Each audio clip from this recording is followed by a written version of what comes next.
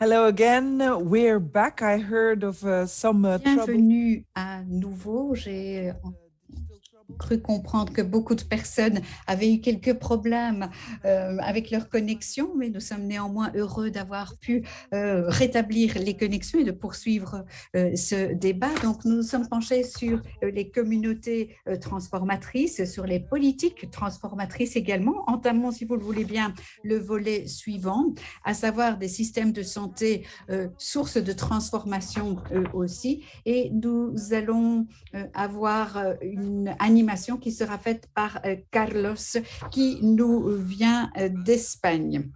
Bonjour, merci beaucoup à Because Else de me donner la possibilité d'animer ce panel. Alors c'est vrai que cet après-midi, nous passons du volet politique au volet communautaire, ou plutôt nous sommes passés du volet communautaire au volet politique, et puis maintenant nous allons essayer de voir comment les dispositifs et systèmes de santé peuvent être transformés dans la pratique. Alors nous n'avons pas beaucoup de temps à disposition. Je pense que les panélistes auront quelques 10 minutes pour s'exprimer. Et je voudrais démarrer tout d'abord par Issa Ilou, qui nous vient de l'association Vétérinaires sans frontières, qui va nous expliquer comment One Health a pu renforcer la résilience des communautés rurales. Donc, Issa Ilou, à vous la parole.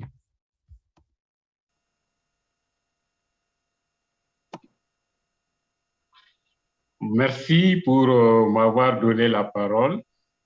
Moi, c'est Dr Ilou Issa, je suis de Vétérinaires sans frontières.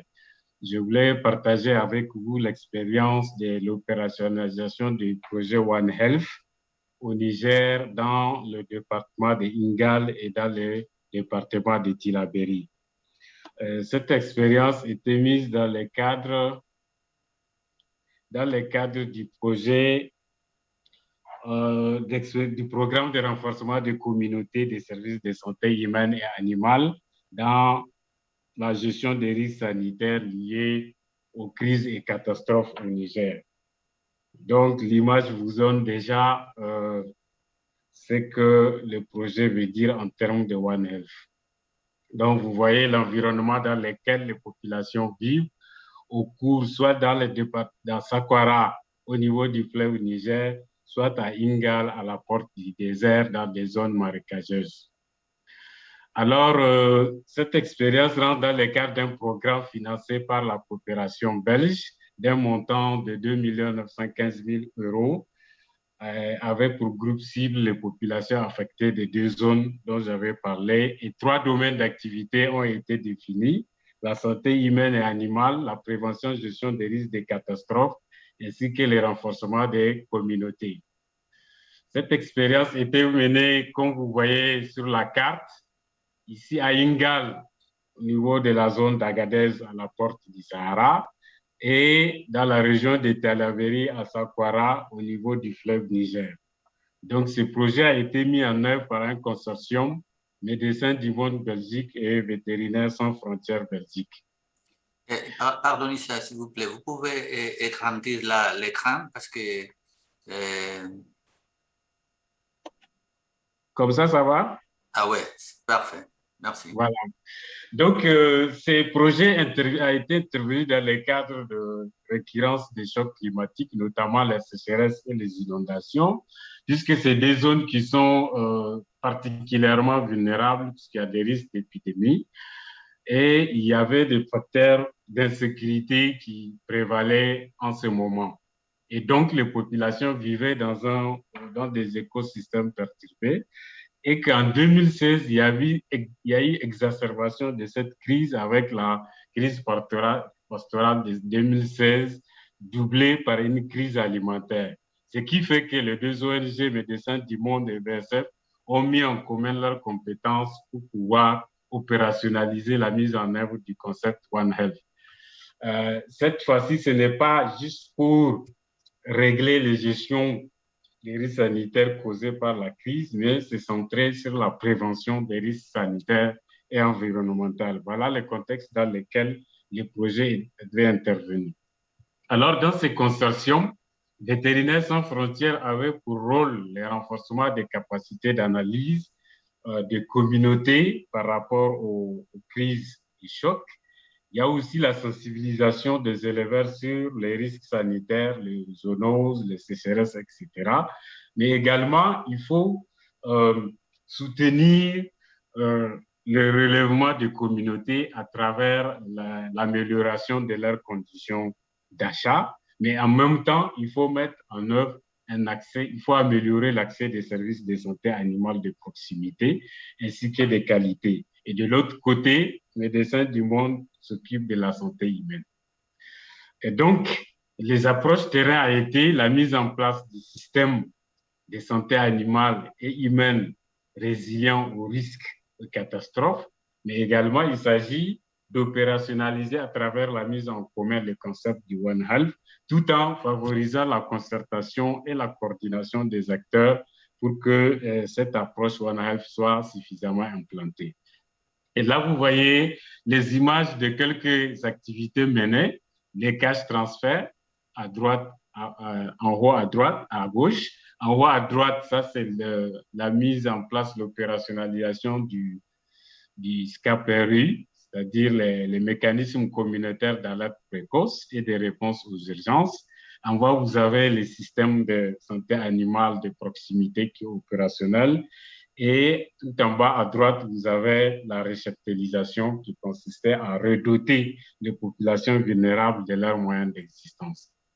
Et là, vous voyez concrètement la mise en œuvre de l'approche One Health. D'un côté, vous avez les propriétaires des animaux qui sont en train d'être soignés et d'avoir des conseils sur la santé et les agents vétérinaires en train de soigner les animaux de ces mêmes personnes. Donc, c'est deux services pour une même communauté. Vous avez ici les images de sensibilisation sur la santé animale et les risques sanitaires que nous avons menés. Pour implanter cette stratégie One Health, nous avons eu recours à plusieurs stratégies. La première, c'était la stratégie d'appui technique et matériel et financier pour améliorer l'accès des communautés aux services de santé humaine et vétérinaire, mais également appuyer cette communauté à se relever des chocs qu'ils ont vécus. Il y a une stratégie de proximité que nous avons menée avec la communauté. Toutes nos équipes étaient constamment avec les communautés pour leur expliquer les tenants et les aboutissants du projet et des actions que nous avons menées, ce qui a conclu à leur appropriation et leur implication. Il y a aussi la stratégie de sensibilisation par plusieurs canaux, notamment la sensibilisation directe sur le terrain, la sensibilisation à travers les radios communautaires, des cinémas ambulants, des services terrain, mais également nous avons utilisé un serveur NTIC pour pouvoir améliorer cette sensibilisation. Il y a eu la stratégie de formation avec le renforcement des capacités aussi bien des acteurs publics, privés que des communautés. On a également adapté comme stratégie la collaboration multi-acteurs où il y a eu des actions communes, des campagnes de vaccination conjointes, d'épidémie-surveillance conjointe, des sorties conjointes qui ont permis au secteur de l'environnement, de la santé humaine et de la santé animale de mener des actions ensemble au profit de la communauté pour pouvoir prévenir et gérer les risques sanitaires. Et enfin, l'épidémie-surveillance conjointe qui a permis de mettre en commun les agents de la santé animale privée et publique, les agents du secteur public, mais également les agents communautaires d'alerte précoce avec les éléments du dispositif national de prévention et de gestion des crises et catastrophes qui existent au Niger. Et c'est l'ensemble de ces acteurs qu'on a mis en commun pour suivre l'évolution des maladies. Voilà en fait les stratégies que nous avons utilisées. Alors, nous avons obtenu quelques résultats, notamment nous avons fait des analyses participatives des vulnérabilités et des capacités des deux communes, à Ingal et à Sakwara, qui permet de voir quelles sont nos forces et nos faiblesses pour faire face à une catastrophe naturelle. Et à partir de ces analyses participatives, le projet avait produit 2 microplans annuels. Chaque année, chaque commune produit un plan communautaire pour faire face à la réduction des risques et catastrophes. Et en même temps, des milliers de personnes ont été sensibilisées sur les risques sanitaires liés aux catastrophes. L'autre volet d'activité, c'est l'appui au relèvement des communautés où nous avons fait la redistribution des animaux, environ 3290. Nous avons aidé à distribuer d'aliments bétail. On a formé les femmes sur l'élevage, mais également sur la consommation des produits d'élevage. On a créé des groupements féminins.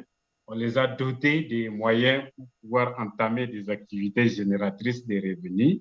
Nous avons en même temps fait du cash transfert à ces femmes vulnérables pour que les capitaux humains et les fonds d'AGR qu'on a distribués ne puissent pas être utilisés dans la consommation courante. Voilà quelques résultats d'appui au relèvement. Mais les deux systèmes de santé humaine et animale ont fait des sorties conjointes des cliniques mixtes où on a eu à vacciner, déparasiter plus de 30 000 têtes d'animaux, mais également presque 3 000 enfants ont été vaccinés et d'autres pour d'autres types d'interventions. Nous avons également mis en place des systèmes de santé animale privés de proximité, un dans la commune d'Ingal et un autre dans la commune de Sakwara. À ce niveau, il faut dire qu'on a mis un système qui met en œuvre un vétérinaire privé avec des AXA qui sont choisis, formés, équipés et qui travaillent au niveau des villages. Donc, c'est ce même système qui prodigue les soins de santé animale, qui distribue les médicaments vétérinaires, mais qui réalise aussi les campagnes de vaccination obligatoires pour l'État et à la demande des communautés. Nous avons également fait des études perspectives sur le zoonose dans le département d'Ingal sur 20 ans pour voir comment les zoonoses ont évolué depuis 20 ans. Et nous avons également déterminé les risques, les principaux facteurs et les déterminants de transmission des principales maladies dans la zone d'Ingal. Et enfin, on a eu à travailler avec les SCAP-RU. Les SCAP-RU, c'est les systèmes communautaires d'alerte précoce et des réponses aux urgences. Et on a des observatoires de surveillance de la vulnérabilité. Ça, ce sont des organisations communautaires chapeautées par les autorités décentralisées au niveau de chaque commune. Donc, on a redynamisé ce qui ne fonctionne pas correctement et on a mis en place de nouvelles structures en les dotant de matériel de travail, mais également tout ce qui est logistique pour pouvoir acheminer les informations à temps au niveau du système conjoint qu'on a mis en place. L'autre résultat important, c'est que le projet a contribué à ce que les autorités politiques ont pris un arrêté qui fixe les créations, les missions, la composition et le fonctionnement d'un comité One Health. Et actuellement, il y a des comités régionaux qui sont en train d'être mis en place sur la base de ces comités nationaux qui a été mis en place pour traiter des questions One Health. J'avais dit aussi qu'on a mis en place un système d'épidémiosurveillance qui met en relief 52 collecteurs qui comprennent des agents de santé humaine, des agents de santé animale et de surveillance de la vulnérabilité. Et ils utilisent un serveur. Ils sont équipés maintenant de téléphones portables qui permettent, via des applications, de transmettre les informations au niveau du ministère. Les ministères les traitent et sortent un bulletin. Et ce bulletin, les informations sont diffusées via les radios communautaires ou bien les personnes appellent le serveur et ils ont des informations dans la langue qu'ils souhaitent et qui sont utilisées dans la zone. Et enfin, on a fait des exercices de simulation des catastrophes pour faire face à l'inondation, pour faire face aux feux de brousse, pour faire face aux épizooties. C'est-à-dire tous les acteurs communaux de la communauté, des services techniques et des projets, on a simulé des situations de catastrophes et on a testé les dispositifs qu'on a mis en place pour que quand ça survienne, on puisse déjà être prêt à fonctionner. Maintenant, qu'est-ce qui a fait que ça a réussi? C'est d'abord la bonne communication entre Vétérinaires sans frontières et MDM qui avaient mis en place des équipes uniques avec la complémentarité des compétences et des représentations uniques au sein des différentes maillons de la société. Et il y a eu des réunions régulières de partenariat, mais également, il y a eu des tenues de comités de pilotage et avec un rapport d'égalité, ce qui a permis de faire fonctionner les dispositifs que nous avons mis en place. Maintenant, en termes de leçons apprises, on a pris beaucoup. Je vais juste donner quelques-uns. D'abord, l'approche One Health doit être envisagée sur un long terme. Ce n'est pas une action qu'on peut faire sur une année, 2 ans et se terminer, puisque c'est un concept nouveau qui implique plusieurs disciplines, plusieurs acteurs et la communauté. Donc, il faut du temps. Deuxième chose, c'est qu'on a compris les appuis techniques, les renforcements des capacités opérationnelles des services de santé humaine et animale permettent d'améliorer la qualité des services, mais également facilitent la mutualisation des moyens humains, logistiques et matériels, ce qui permet de vraiment rendre opérationnelle l'approche One Health sur le terrain. L'autre aspect, c'est que aussi la mise en œuvre de cette approche permet de disséminer les pratiques adaptatives aux conséquences du dérèglement climatique, puisque les nouvelles pratiques que nous donnons, soit en termes de santé animale, humaine ou environnementale, sont des pratiques qui s'adaptent au changement climatique. L'autre leçon, c'est que quand on fait les diagnostics dès la phase d'identification et de formulation du projet, il faut que les problématiques soient analysées de façon inclusive et il faut qu'il y ait la participation des communautés et de tous les services publics et privés qui sont impliqués dans la mise en œuvre du projet pour qu'on fixe les priorités des communautés sur les 3 problématiques qui sont là. S'il vous plaît, aussi, pardon, Issa, nous avons 2 minutes. D'accord? Voilà. Il y a eu des difficultés de mise en œuvre, notamment la faiblesse des capacités nationales en termes, disons, de diagnostic, de ripostes et de contrôle. Il y a aussi des problèmes parce qu'il y a très peu des innovations en termes de stratégie et d'outils méthodologiques. Il y a eu des recommandations que nous formulons, notamment, il faut essentiellement clarifier l'ancrage institutionnel dans l'approche One Health et il faut s'assurer qu'il y ait un bon leadership. Sans cela, ça ne fonctionne pas. Ensuite, il faut qu'on renforce les systèmes d'épidémiosurveillance et il faut collaborer avec les instituts de recherche, les laboratoires et les universités, mais également il faut faire la promotion des analyses intégrées lors des épidémies, épizooties et catastrophes pour qu'on puisse déterminer de façon claire et précise les lignes d'action de façon conjointe et complémentaire. Et également, il faut développer des pratiques de mutualisation de ressources puisqu'on n'en a pas beaucoup et que les approches par les professionnels de la santé publique, de la santé animale et de l'environnement. Voilà un peu ce que je voulais partager. Il y a beaucoup de choses à dire, mais on n'a pas assez de temps. Merci pour votre attention. Je vous remercie. Merci, Ilo. Thank you very much. I think it's very interesting. Merci beaucoup. Effectivement, je pense que votre projet est un projet des plus intéressants. C'est effectivement une méthode de travail qui a été mise en œuvre, qui est devenue réalité et qui touche à toute une série de choses extrêmement pratiques. Je suis persuadée du fait qu'il y aura pléthore de questions qui vous seront posées en fin de session. Et je présume que vous pourrez également répondre à ces questions d'éclaircissement qui pourraient vous être posées. Alors, à présent, je voudrais donner la parole à un représentant de Médecins du Monde, Louisa, qui va nous parler de la deuxième phase d'opérationnalisation d'un projet One Health. Elle est donc conseillère auprès de Médecins du Monde et elle va nous parler de l'opérationnalisation de ce concept One Health par le biais d'une évaluation menée à bien au niveau d'une communauté. Donc, voilà, Louisa, je vous invite à prendre la parole. Merci. Alors, vous me confirmez que vous voyez bien, s'il vous plaît? Oui? Oui. Très bien, parfait. Merci beaucoup. Merci à mon collègue de VSF d'avoir fait cette première revue sur notre projet ensemble. Je vais parler au nom du département santé, mais surtout au nom des équipes opérationnelles qui auraient aimé faire cette présentation, mais qui, pour des réalités opérationnelles, ne peuvent pas être avec nous aujourd'hui. Alors d'abord, comme l'a dit mon collègue, il y a eu une première phase entre 2017 et 2019 entre Médecins du Monde et Médecins sans frontières. Ce consortium très fort qui nous a permis de réaliser ce projet nous a donné l'envie d'aller plus loin, en fait, de continuer et d'avoir une approche dans d'autres territoires.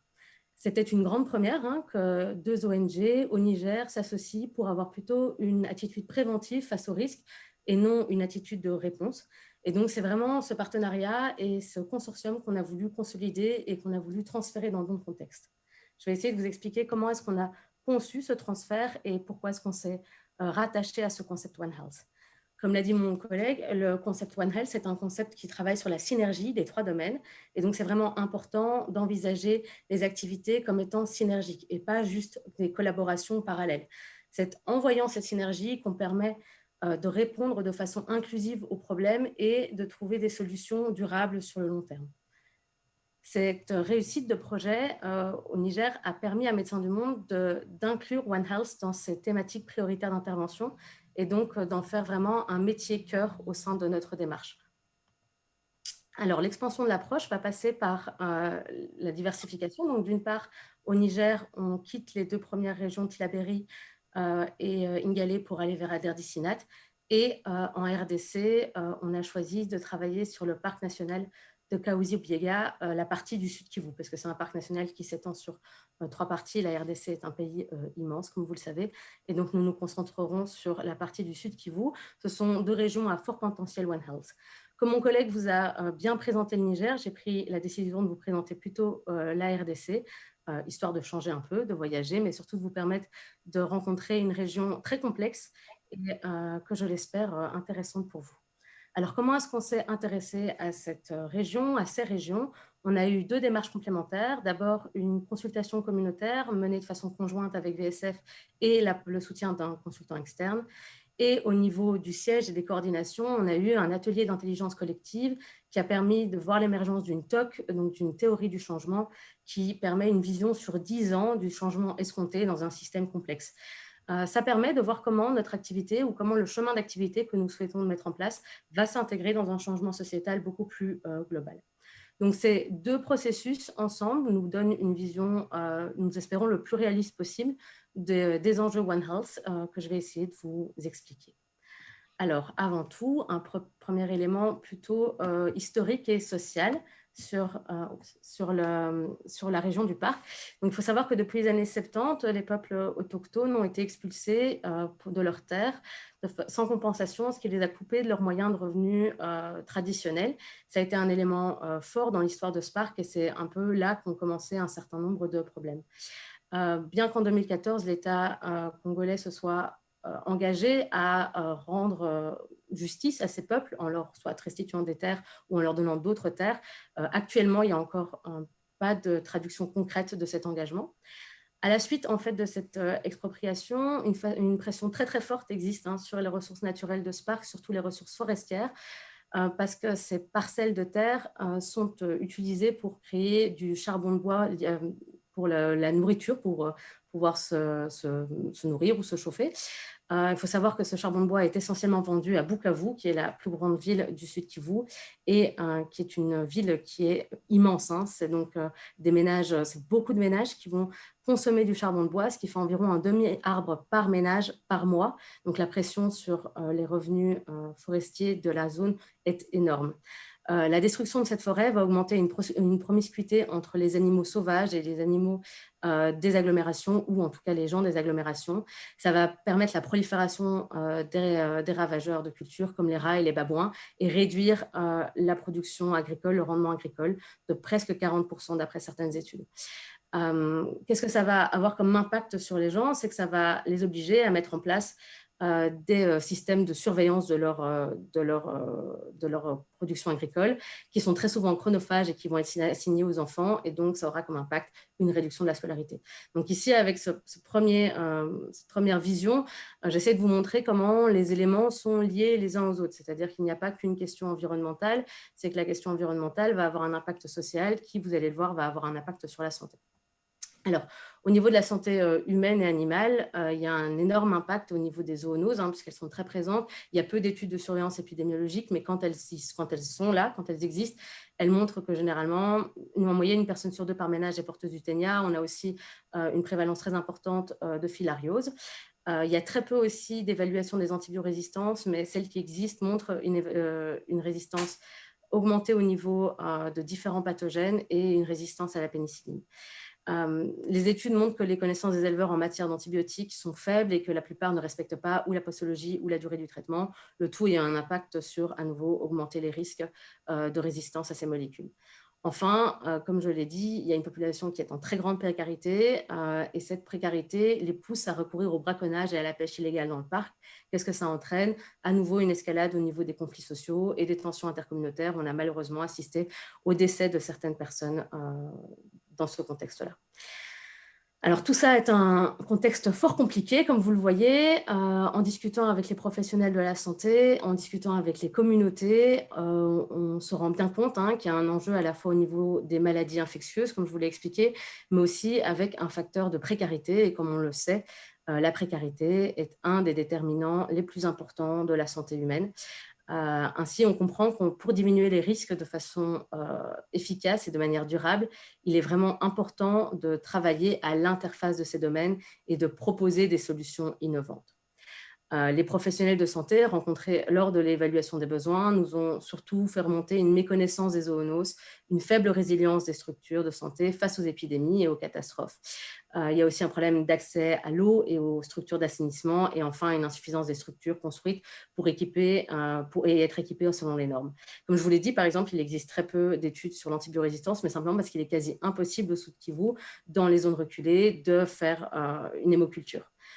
Donc voilà l'endroit où on se trouve et là où on décide donc de lancer la suite d'un projet One Health. Comme vous voyez, c'est fort différent du Niger. Il a donc été important d'envisager des réponses beaucoup plus adaptées à cette zone-là. Il n'est donc pas possible dans un projet One Health de le copier-coller d'une zone à l'autre. Qu'est-ce qu'on a décidé de mettre en place alors avec nos collègues de Vétérinaires sans frontières? Un projet avec 3 objectifs. D'abord, mieux prévenir et détecter, organiser la réponse contre les crises sanitaires, la résistance aux antimicrobiens, la maladie zoonotique et les événements environnementaux. Ça regroupe un ensemble de formations destinées aux professionnels de santé essentiellement, que ce soit de la santé animale ou vétérinaire. On a aussi eu un projet de mettre en place un groupe d'antibiotiques pour pouvoir surveiller et adapter les prescriptions d'antibiotiques des praticiens de santé. Dans un deuxième temps, il faudra construire des nouvelles collaborations transdisciplinaires. Il existe en République démocratique du Congo un cadre One Health, mais qui n'est pas efficient. Il existe des plateformes, mais ils ne sont pas efficientes. Nous, on espère pouvoir réempouvoirer ces plateformes en donnant plus de valeur et plus d'intérêt dans cette approche.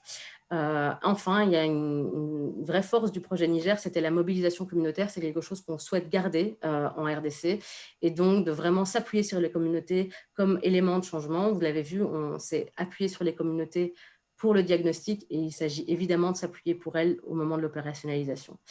Ce qui est important à savoir dans ce volet-là, c'est qu'en discussion avec les communautés et au regard de la littérature scientifique, on a décidé d'avoir une approche de recherche-action pour ce projet et donc d'avoir des boucles de recherche qui vont nourrir nos choix opérationnels tout le long de l'opérationnalisation. En conclusion, il nous semble que l'approche One Health est la solution la plus inclusive pour les ONG pour faire face à l'urgence climatique qui menace déjà des vies.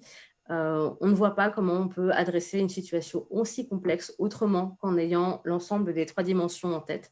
La mobilisation communautaire est un facteur clé pour assurer la décentralisation et on continue à s'appuyer fortement sur les communautés pour comprendre, designer et implémenter des projets qui leur sont destinés. Et enfin, la réussite du projet ne serait rien sans une collaboration forte, comme l'a dit mon collègue, donc ici Vétérinaires sans frontières, mais à savoir aussi que dans cette deuxième phase du projet, nous allons inclure aussi une organisation de la société civile, que ce soit au Niger ou en RDC. En RDC, ce sera l'Association paysanne pour le développement intégré au Sud Kivu, qui donc sera en charge de tous les aspects de mobilisation communautaire sur les questions environnementales. Voilà, j'espère que ma présentation a été claire et je serai ravie de rester avec vous pour les questions. Bon, merci, Lucien. Je crois que c'est très intéressant comme les projets, il a grandi des Lémons. à la réunion entre les organisations après le projet pilote et maintenant, il commence à être dans notre pays. Thank you very much, Luisa, and I think we will have... Merci, Louisa. À présent, il y aura certainement des questions. En tout cas, moi, j'ai quelques questions pour les deux intervenants à propos de cet exemple magnifique qui nous montre comment on peut véritablement traduire toutes ces politiques en réalité. Alors, le troisième membre du panel, mais ce seront deux personnes, en fait. Laura Speak, qui est anthropologue sociale, culturelle, elle travaille dans l'Association nationale des mutualités chrétiennes. Et avec elle, nous serons également représentants des mutualités du Mali, Misa Souma. Ils vont nous parler d'une autre question qui est très importante. Donc, l'importance d'avoir un système d'économie circulaire juste qui respecte le rôle également des systèmes. Donc, Laura, vous avez la parole. Bonjour. Bonjour à tous et à toutes. Issa Sissouma, directeur général de l'Union technique de la mutualité malienne. Je suis très heureux ce matin de partager avec vous un peu l'expérience de la mutualité malienne en matière de développement de résilience par rapport au changement climatique.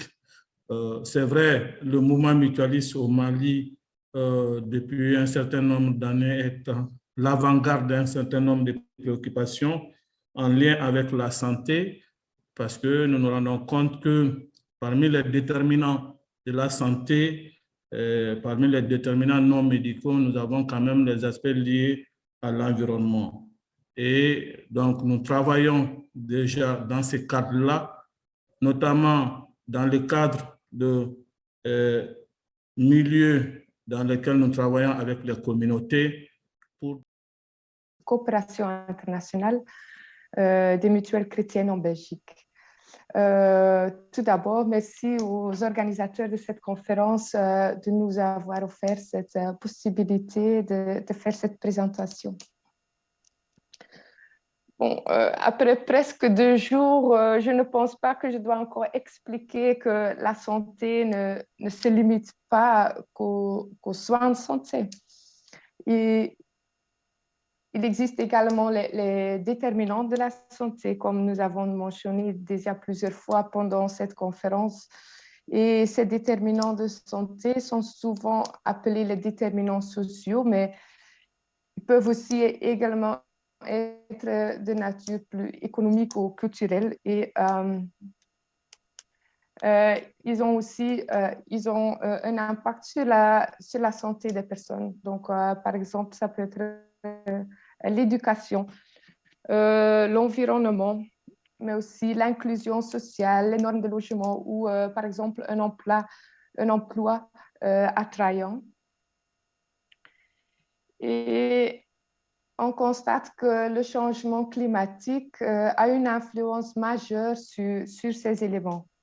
Je pense par exemple aux migrations, à la malnutrition, à la désertification. Donc, nous avons entendu déjà de nombreux exemples ces derniers jours. Et cela crée des conditions de vie qui sont plus difficiles. Des défis financiers pour les ménages, par exemple. Et nous constatons également que ceux qui sont déjà en difficulté sont souvent les plus durement touchés par cet impact du changement climatique. Bon, les mutuelles chrétiennes de Belgique ont établi des partenariats avec des organisations mutualistes dans certains pays en Afrique, notamment en Afrique de l'Ouest et en Afrique centrale et aussi en Europe de l'Est. Donc, pour expliquer un peu plus, parce que les mutuelles de santé, je sais qu'il n'y a pas une bonne traduction en anglais, mais les mutuelles de santé sont des organisations dotées d'une structure démocratiquement élue qui vise à améliorer l'accès à la santé.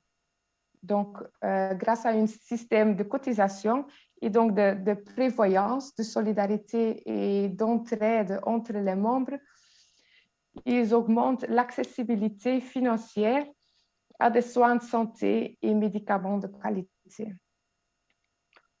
En faisant, ils contribuent à développer une couverture sanitaire universelle et la protection sociale, en particulier pour des groupes vulnérables tels que ceux qui travaillent dans le secteur informel.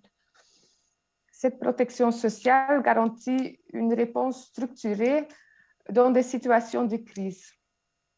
Ainsi, nous constatons que l'impact d'une pandémie comme celle de COVID-19 ou une crise peut être réduit pour les familles elles-mêmes dans des pays qui disposent d'un système de protection sociale développé.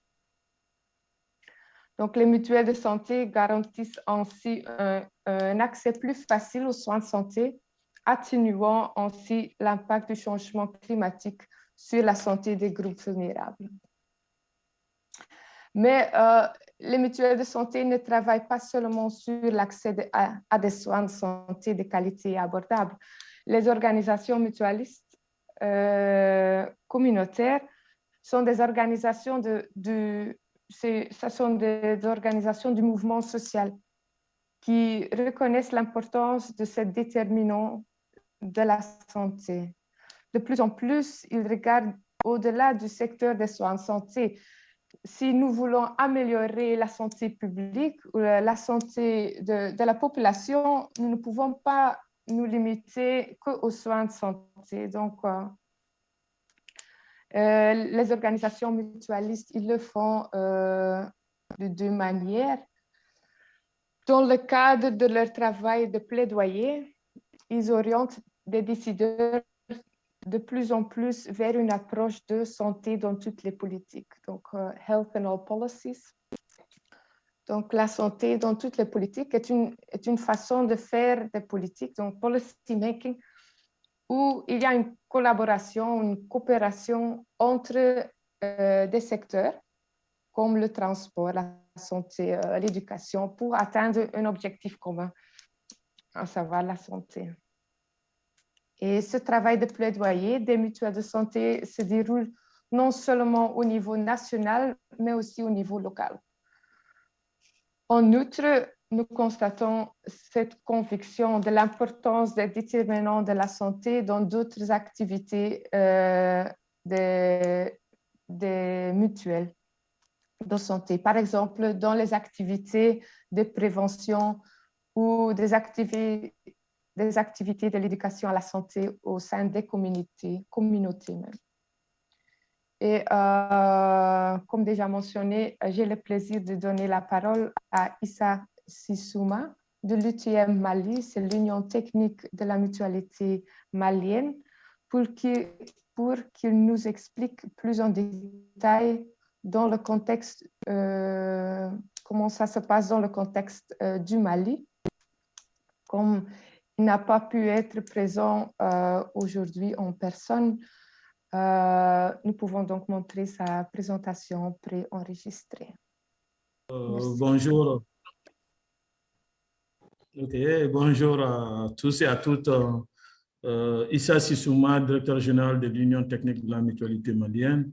Je suis très heureux ce matin de partager avec vous un peu l'expérience de la mutualité malienne en matière de développement de résilience par rapport au changement climatique. C'est vrai, le mouvement mutualiste au Mali, depuis un certain nombre d'années, est l'avant-garde d'un certain nombre de préoccupations en lien avec la santé, parce que nous nous rendons compte que parmi les déterminants de la santé, parmi les déterminants non médicaux, nous avons quand même les aspects liés à l'environnement. Et donc, nous travaillons déjà dans ce cadre-là, notamment dans le cadre de milieux dans lesquels nous travaillons avec les communautés pour déjà tout ce qui est activité de protection de l'environnement. C'est pour cette raison que nous organisons périodiquement des campagnes de reboisement, campagnes qui souvent a un double rôle ou même triple. Un premier rôle, c'est déjà de protéger les sols contre les dégradations. Deuxièmement, c'est d'offrir un cadre de vie plus adéquat aux populations. Et troisièmement, c'est aussi offrir à long terme des perspectives contre vraiment l'avancée du désert qui est une menace importante pour nous. Et en plus, avec nos partenaires qui sont les structures sanitaires, nous développons aussi des synergies et des articulations, notamment en lien avec la promotion de tout ce qui est énergie solaire qui aussi permet de lutter contre le changement climatique. Et autre élément aussi de nos interventions, ça concerne tout ce qui est gestion des déchets biomédicaux, où nous les accompagnons à développer des alternatives avec des incinérateurs permettant que ces déchets biomédicaux ne soient pas aussi des aspects de dégradation de l'environnement. Donc, le mouvement mutualiste, comme je l'ai dit, est un mouvement actif sur l'ensemble des questions en lien avec le développement des communautés. Et donc, tout ce qui est renforcement des capacités en lien avec ces sujets-là, nous y travaillons dans une dynamique aussi de pérennisation, parce que la plupart de nos interventions est aussi basée sur une approche visant à développer des compétences endogènes au niveau de la communauté qui puissent assurer la continuité de nos interventions. C'est pour ces raisons-là que nous avons des relais communautaires ou villageois qui sont sélectionnés durant nos interventions, qui reçoivent les formations et les accompagnements techniques nécessaires afin que lorsque nous ne sommes pas là, que la mutuelle et la communauté puissent continuer à travailler sur ces sujets-là. Et nos interventions en tant que mutuelle ne concernent pas que les seuls mutualistes, parce que les mutuelles quand même évoluent dans leur communauté et l'ensemble des actions qui sont menées visent à profiter à l'ensemble de la communauté. Et bien sûr, ces avantages sont souvent des sources pour permettre quand même aux populations d'adhérer massivement aux mutuelles. Et nous développons ces dernières années des expériences avec la culture du moringa. Moringa qui est quand même un arbre à plusieurs vertus et donc qui peut être source d'activité génératrice de revenus. Et nous accompagnons les mutualistes à la plantation de ces arbres, à leur entretien, qui en donne déjà une source d'alimentation aux populations, mais aussi est un facteur de protection de l'environnement. Donc, au niveau de la mutualité malienne, comme je l'ai dit, l'environnement est aujourd'hui au cœur de nos préoccupations et nous développons des synergies avec l'ensemble des acteurs qui sont sur ce sujet-là, voir comment la mobilisation mutualiste peut être déjà un facteur pour permettre déjà de contribuer tant modestement que ce soit à la protection de l'environnement. Donc voilà quelques idées et expériences que je voulais partager en ces instants avec vous. Certainement, au moment de l'atelier, si nos agendas le permettent, nous serons là pour éventuellement répondre aux questions. Mais lorsque cela ne sera pas possible, nous restons à votre disposition pour l'avenir. Merci.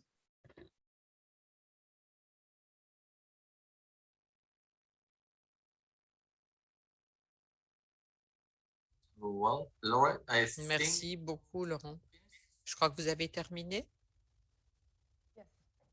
Oui, OK. Merci beaucoup.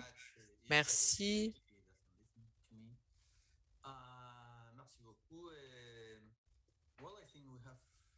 Eh bien, je pense que nous avons à présent un peu de temps pour les questions. Nous avons eu des questions dans la case conversation, notamment une question pour Lisa. Ilou, à propos de la médecine traditionnelle. Dedans les concepts de One Health. They are asking for what is the space for traditional Quel practice. est l'espace laissé à la médecine traditionnelle dans ce concept One Health? Louisa ou enfin, libre à vous d'intervenir, celui qui le souhaite ou celle qui souhaite intervenir. Je crois qu'Issa souhaite intervenir. Ah, mais je crois que votre micro est coupé, monsieur. Vous devez allumer votre micro. En bas à gauche.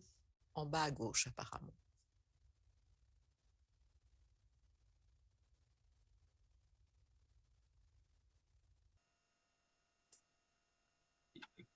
OK. Je pense que merci.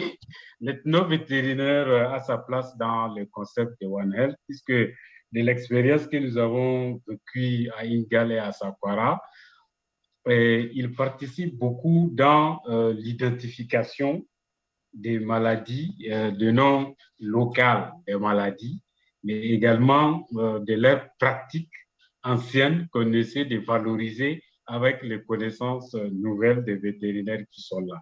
Je pense que l'ethno-vétérinaire a sa place dans le concept de One Health, puisqu'il aide à structurer la connaissance locale, à la valoriser, mais également à mieux faire passer les messages dans le cadre de la prévention, du traitement ou de la compréhension même du concept de zoonose. Je pense que l'ethno-vétérinaire a sa place dans le concept de One Health, puisque l'expérience qu'on a vécue, tous ceux qui ont ces connaissances-là sont approchés par les professionnels de la santé et ils essaient de valoriser ces connaissances pour faire mieux passer les mesures de prévention, de traitement ou dans le cadre de la sensibilisation des éleveurs et de communautés.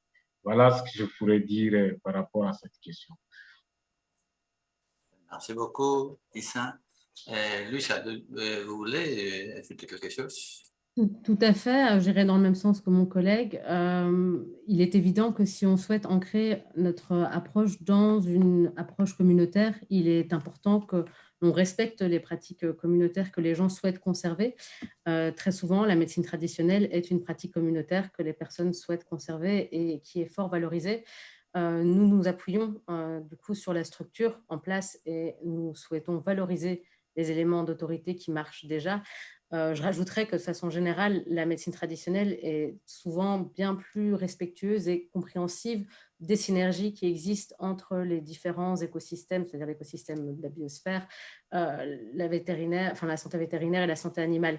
Là où justement, on a probablement, avec une approche biomédicale, plus de mal à voir les interactions entre ces trois domaines. Donc, tout à fait à notre sens, en tout cas. Merci beaucoup, Laura. I don't know, Lucia, sorry.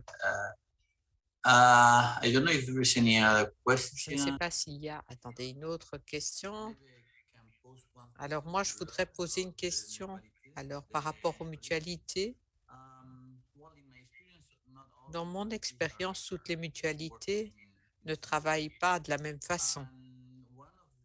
Et lorsque j'ai travaillé avec les mutualités, on avait un problème quant au fait de dépenser les gens pour quelque chose que les gens ne voient pas. Lorsqu'on parle de prévention par rapport au changement climatique, mais c'est parfois difficile de convaincre les gens de dépenser de l'argent par rapport à des choses pour lesquelles les gens ne voient pas directement le problème. Comment est-ce que vous avez pu surmonter ces difficultés dans votre expérience? Merci.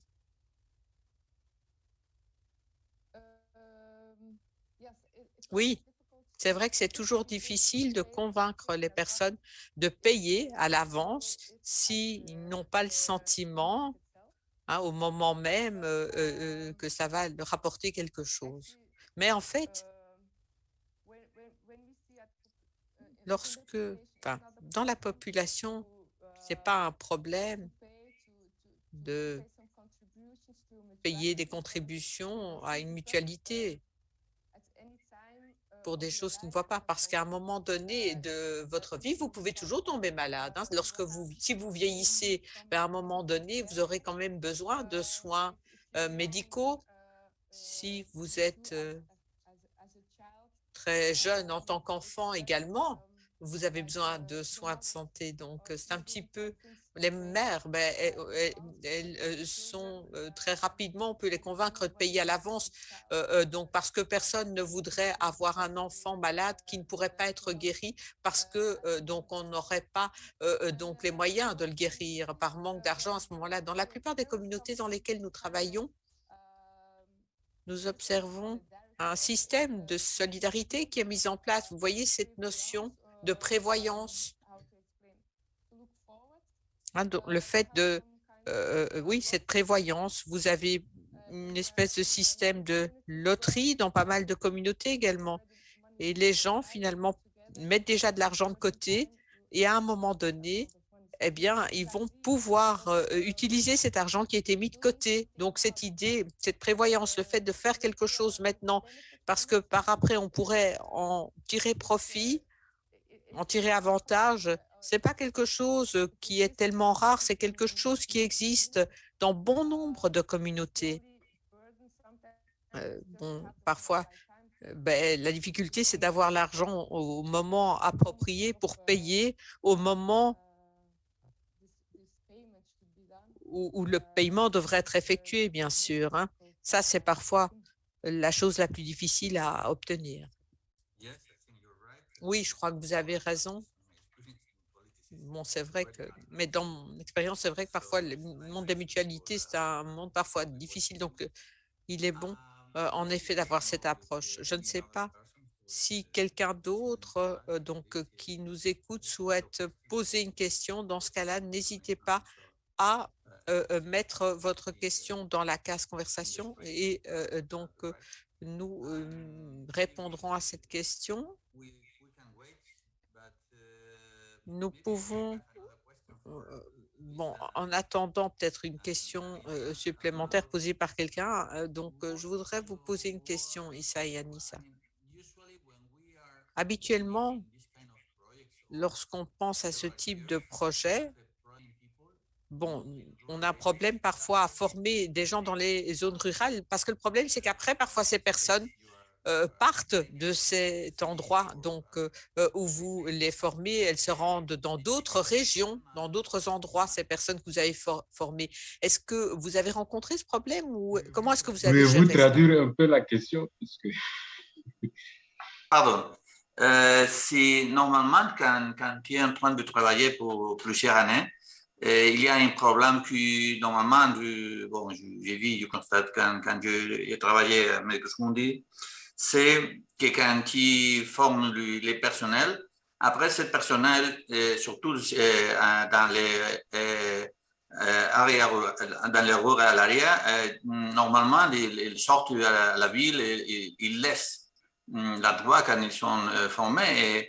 Et comme si ça passait dans votre projet et comme vous avez fait pour solutionner les problèmes. Oui, peut-être je suis passé très vite dans la communication. Nous avons souligné comme problème qu'on rencontre dans la mise en œuvre de l'approche One Health, la rotation rapide des autorités administratives, mais également le turnover des services techniques, des agents des services techniques déconcentrés. Et donc, ils travaillaient pendant 2 ans, ils sont formés, ils sont sensibilisés, informés, mais dès qu'on le mute dans une autre région, il fallait reprendre tous les processus. Ça, c'est un problème sérieux qui est là. Mais ce que nous avons sollicité, c'est avec le ministère technique qu'on puisse au moins laisser les agents faire 5 ans, 7 ans dans les mêmes lieux pour pouvoir implémenter les dispositifs, mais également former leurs adjoints pour prendre les relais en cas d'affectation dans d'autres zones. Mais il faut dire que c'est un problème qui est réel et c'est pourquoi dans les recommandations, nous avons insisté sur le fait de pratiquement continuer les formations et les sensibilisations sur le concept de One Health. Parce que souvent, les affectations et les turnovers, ce sont de phénomènes qui dépassent en fait la compétence des ONG qui sont sur place. Et il se peut que les compétences soient dispersées dans d'autres zones. Donc, il n'y a que les ministères techniques en relation avec les ministères de la fonction publique qui peuvent trouver des solutions pour que les agents et les administrateurs puissent faire un temps assez long, le temps de former leurs adjoints ou de les implémenter dans les processus. Sinon, on risque toujours de refaire les formations et la sensibilisation. Thank you very much. We have only 2 minutes. I think Félix would like to... Merci beaucoup. Alors, je crois que vous souhaiteriez poser une question. Oui, c'est une question à laquelle peut-être les 3 membres du panel pourraient répondre, je l'espère. Alors, Nigel l'a montré, vous avez un outil d'information par rapport aux zoonoses, etc. Vous pouvez utiliser donc ces nouvelles technologies. Nous le savons, Mutualité de santé rassemble également des informations à propos des maladies, à propos des difficultés auxquelles les communautés sont confrontées. Alors, comment est-ce que vous canalisez ces informations très contextualisées par rapport à la santé dans la communauté? Comment est-ce que vous transmettez cela au niveau des centres de santé, des administrations, de façon à ce qu'eux puissent adapter leur politique ou puissent peut-être adapter les messages de sensibilisation?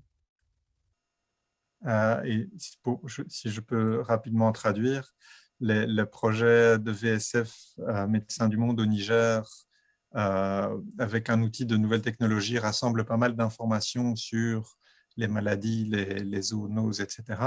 Et les mutualités de santé font la même chose à travers les remboursements qu'ils font pour les patients. Et donc, ce sont 2 sources d'informations très contextualisées sur la santé des communautés. Comment est-ce que ces informations-là sont envoyées et de manière efficace vers le système de santé, hôpitaux, centres de santé, administration, qui alors peut ajuster ses politiques ou ajuster l'organisation des médicaments ou des messages de sensibilisation. Merci. Thank you. We need a short answer because we have 2 Nous questions avons more. besoin d'une petite réponse parce qu'on a encore 2 personnes qui vont devoir répondre. Je crois que ce sera compliqué, mais allez-y. Donc, un des membres du panel. Je pourrais répondre des éléments de réponse, oui. D'accord. Allez-y. En ce qui concerne les informations sanitaires, le logiciel, le système est piloté en ce qui concerne l'expérience des MDM et du VSF. Le système est centralisé au niveau du ministère de l'élevage en relation avec le ministère de la Santé. Donc, les agents communautaires et les relais communautaires de santé, plus les relais de l'environnement, ont fait des questionnaires relatifs à des éléments de santé humaine, des éléments de santé animale, des éléments de l'environnement. C'est des questionnaires qui sont traduits en langue nationale et numérisés. Et ces agents sont dotés de téléphones portables et remontent l'information au niveau du ministère de l'élevage où il y a un comité santé animale, santé humaine, et ils traitent les informations ou les suspicions d'informations qui sont là et ils remontent à travers les radios communautaires ou l'appel via les serveurs pour que les gens soient informés. Et donc, comme c'est le ministère lui-même qui gère les systèmes et les serveurs, avec les agents qui sont sur place au niveau local, nous pensons qu'ils peuvent ajuster à travers la régularité de ces informations leur stratégie par rapport surtout à l'expérience des MDM. Ça permet de mieux déterminer les médicaments essentiels qu'il faut disponibiliser au niveau des centres de santé ou des districts des hôpitaux, mais également au niveau des cliniques vétérinaires privées. On sait par saison quelles sont les maladies, les vaccins ou les médicaments vétérinaires qu'il faut disponibiliser au niveau des cabinets et des cliniques vétérinaires pour faire face aux besoins réels des populations qui sont remontées via les systèmes d'information mis en place. Voilà ce que je pourrais dire.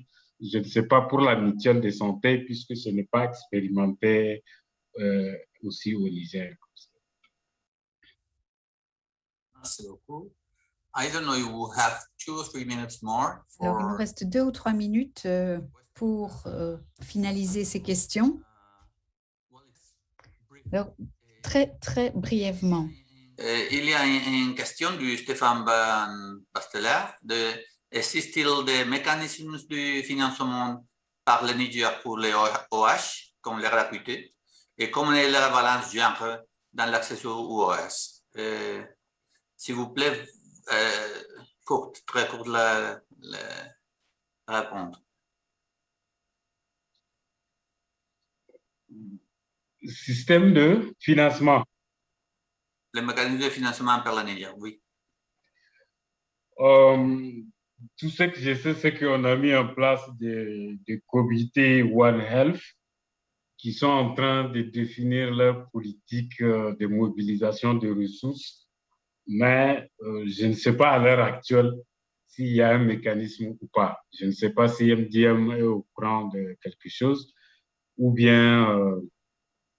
Alors, il existe un cadre national qui a été mis en place. Maintenant, le financement de ce cadre est dépendant du financement du système du Niger. Et donc, vu le contexte très particulier, spécialement le contexte régional où on était présent à Tillabéri, qui maintenant est au cœur du nexus, soyons tout à fait clairs, et est en train d'aller plus vers une situation humanitaire d'urgence en conflit, c'est compliqué. Je vais dire ça comme ça. Donc, il y a un cadre maintenant, et il n'est pas encore très opérationnel. Thank you very much. I think we are run out of time. It's a pity because we have... Malheureusement, nous arrivons à court de temps. Il nous restait encore d'autres questions, mais quoi qu'il en soit, le laps de temps qui nous était imparti est écoulé. Il ne me reste plus qu'à remercier l'ensemble des panélistes qui se sont succédés. Et je pense que nous allons poursuivre, si je ne m'abuse, cette conférence.